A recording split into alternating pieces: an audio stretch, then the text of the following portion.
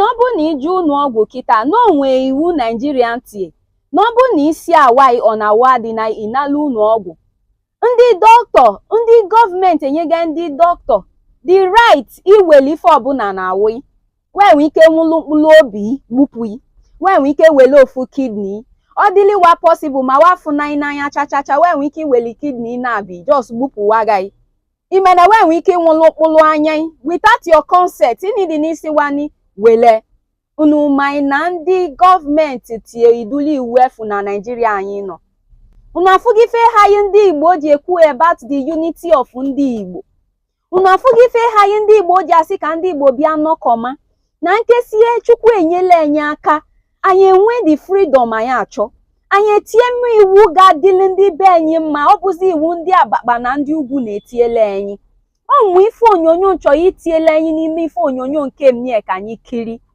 ka ige ntị ife dọkịta ọkụ ka ige ntị ife dọkịta ọkụ ife bigeti bịa obodo Naijiria bịa mee ndị ugwu na ndị Abakpa bịa nyeliwa aka unu mai na ndị nọ n'ugbo wee na-egbusisi ya nụ na ndị Boko Haram na-egbusisi wee unu mai na ndị nọ n'ugbo wee egbusisi wee tie allegedly maka na ụjọ na-ajọ ndị mmadụ ikuni unu mai na wasị na brigade so na ndị na-eziwe ka wee jee gbu ndị na-egbu ndị ugbo wezi ndị Boko Haram ka wee jee gbuwe ka afịa ya n'onwe zụgo biko don na-arịọ ya so onye Igbo tụsisa ozie na ọ dị oke mkpa tụsisa ozie na-ekwu na ọ dị oke mkpa maka ịmanya ka ọ bụ nwene ọ na ihe ga-eju n'ọgwụ na awa adịna dọkịta awụlụ mkpụrụ obi wee nye onye ọzọ nke kachasị njọ bụ na wee nwee plan ị na-ezu akwa young girls ndị Naijiria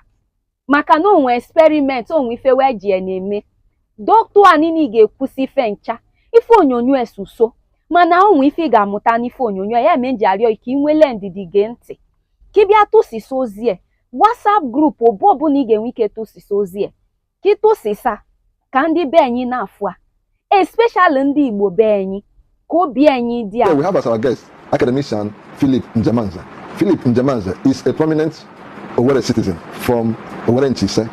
He is a pro-life champion, he's an author, he's a scientist, he's a researcher, he's a rights activist, and so many other things I cannot mention right now.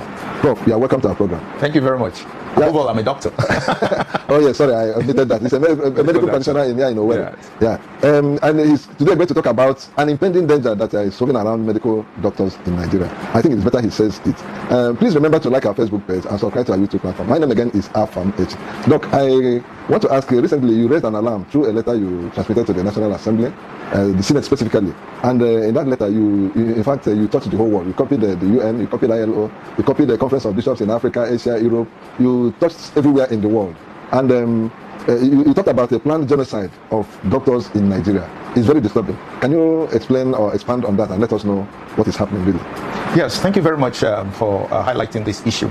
The alarm was raised again because we've talked about this in the past, that when the Global Fund, through the Federal Ministry of Health, started sending people for the third survey of health professionals and private health institutions. They were going around collecting data of location and personnel in all private hospitals in Nigeria.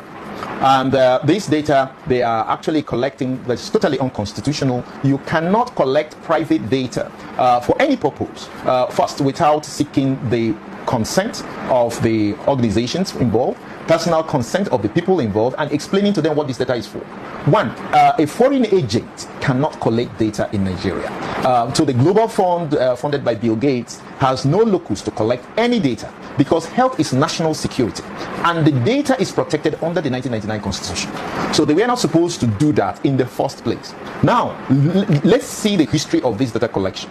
They had approached the association. Then I was the chairman of the Association of Private Medical Practitioners of Nigeria, Imo State, and we went to a national council, national executive meeting in Aba, and they came there to ask us that they want to collect data from the Global Fund funded by Bill Gates. Just a minute, sir. Is it the Bill Gates group that approached, or they approached you through an intermediary? No, the Bill Gates group it was funding an NGO who came to make a presentation at the National Executive Council meeting, telling us they want the data to make yellow pages. Yellow pages, and this was for doctors. And what was this? Yellow pages for doctors, so that they can have a directory where all the doctors are. Now they were asking for a number of things. They were asking for photographs, they were asking for fingerprints with biometric data, and they were asking for location, how many staff, who are the staff, the telephone numbers, and all that. We patiently had them out. And after that, hearing them out, we now told them to excuse us, and they left. And when they left, we now started putting things together. First of all, it would be illegal under medical ethics to have such a directory, because called yellow pages, because that would be primarily advertising, which is not allowed ethically. Secondly, they were a foreign agent, because they have no right. This is national security. Just like going to the police station, I want to know all the policemen here, all the police stations, where their locations are, their phone numbers, and all that. The Nigerian police will just arrest you for doing that, even asking them. So the same thing is health. Health is under national security and is all protected. If you were to have the information of all the police locations, you can wipe out the police, so they will not get protected. The same thing, if you were to know all the locations and the telephone numbers of the doctors and the health personnel, you can also wipe the whole health personnel. And what will happen? So we will not have a health system. Then we have to now depend on a foreign health system, which we do not know the consequences. So when we noticed that this was happening, and coincidentally, we now got a message, an SOS message from Benue, that in Boko, a town in Benue, that a pharmacist, a famous pharmacist, was killed by the doctors. So now, that's what was alleged. And so now, a group of mercenaries, of Boko Haram, they call them, we are now seeking all the doctors to kill them. And the doctors had gone into hiding. So when did this happen? This happened that was in 2013, I think. And then we said, wait a minute, how come? They said, no, there was a professional field that the doctor said that the pharmacist was attending to and taking away their patients, and the pharmacist denied it, and all of a sudden they killed they alleged that the doctors killed the pharmacist, and now the pharmacist and their association hired some mercenaries to go and kill the doctor. So we now understood that actually this was a setup, and a well-conspired setup by the people who were talking to us, the Bill Gates organization, and they were using their mercenaries to attack doctors. So we really understood that the people who were talking to us were, even before they got a formal cooperative MOU from us to participate in their program, they were already going to the fields and collecting data, because the doctors didn't know, who in different localities didn't know exactly what this was all about. And then we now realize the plan that they were building up a GPS guided mapping, as they called it, the mapping of all the hospitals and the health professionals, and using the GPS in their phones to be able to track all the doctors and the medical personnel. They have their numbers. So this raised an alarm, and we were able to alert people, and all of a sudden, under the Buhari administration, things seem to have piped down. Now, immediately after Buhari's administration came to an end, they came up again with the so-called third phase of this survey. So this whole new program is what they are on now, to map and target and kill the doctors. This was exactly what they did for the farmers. Bill Gates donated, in quote, 14 million cell phones, which they call the electronic wallets. The idea was that they were going to give 2 billion naira loan or grant to farmers.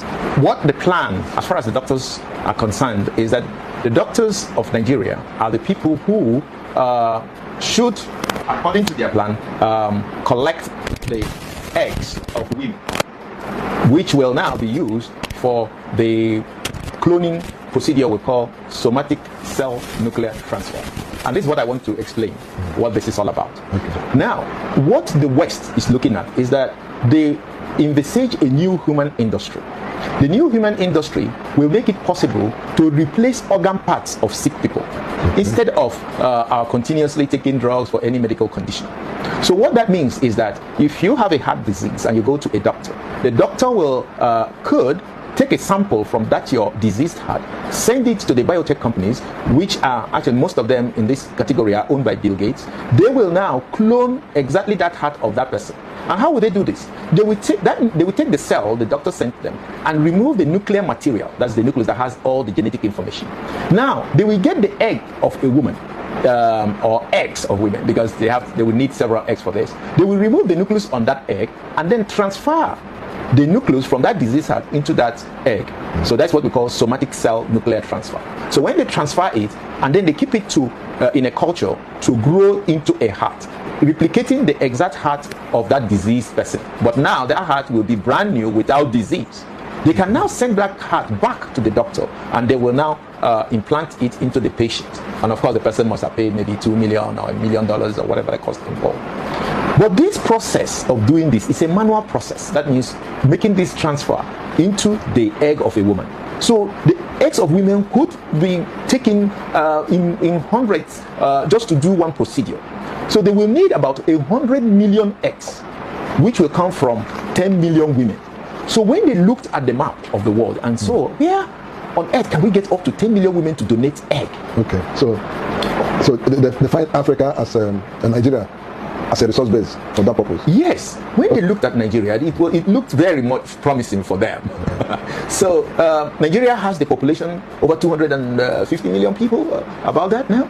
Yeah, Prof, you see, this thing is very. Why is this thing? I want to find out. Is this effort by the get restricted to Nigeria, or are there other African countries or other parts of the world that are being affected by what they're doing? The plant genocide is restricted to Nigeria.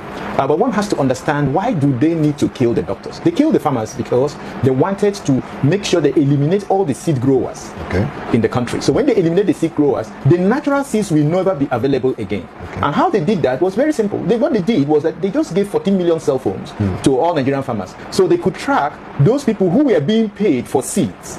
So when other farmers go to them, they go to buy seeds, and then they know that this person was being paid for seeds. So he's the one selling the seeds. So they now use the GPS coordinates on these so-called electronic wallets, which are just cell phones, to target all of them and eliminate them. When you eliminate the seed, natural seed growers, there will be no other alternative to the GMO, genetically modified organisms, foods and seeds. So they brought these seeds as improved seeds. The other farmers, they drove them into IDP camps and came to these IDP camps under the different NGOs and international agencies and presented these GMO seeds. So the farmers will now leave, they will temporarily hold their military activities in those areas, so the farmers will go and resettle. When they resettle, they start planting the GMO seeds. Once you plant the GMO seeds that first time, that first seed you get from that your maize, if you eat it, that will be the last you are going to eat. Because if you take the seed from that GMO corn and plant it, it will not grow. The gene that allows replication has been switched off. So you have to go back to the person who produced the initial seed.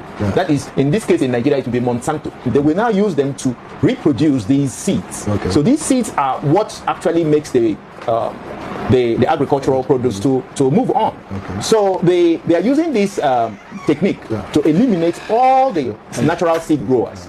And then when the remaining farmers don't have any other place to get seeds than to go to them, to go to them for that. Now, where do the doctors come in? The doctors come in the fact that when they capture the food security, which they actually have done now, because most of the seed growers have been killed. Just to give you an example, between 2015 and 2018, 37,500 victims were killed by Boko Haram. These were farmers. Then out of these 37,500, 32,000, that's 85% were Muslims. 5,500 were Christians. And in states like Zamfara, 60% of the victims were 500 were Christians. And in states like Zamfara, 60% of the victims were Hausa, 40% were Fulani. So it became clear that this has nothing to do with Islamic terrorism. It has to do with elimination of all the seed growers. Now they have eliminated the seed growers. Now they're moving into the second phase of their program. Now, when the farmers go to them, now we now depend exclusively on the GMOs. So you mean we now depend on GMOs right now? Exactly. Because what if I tell you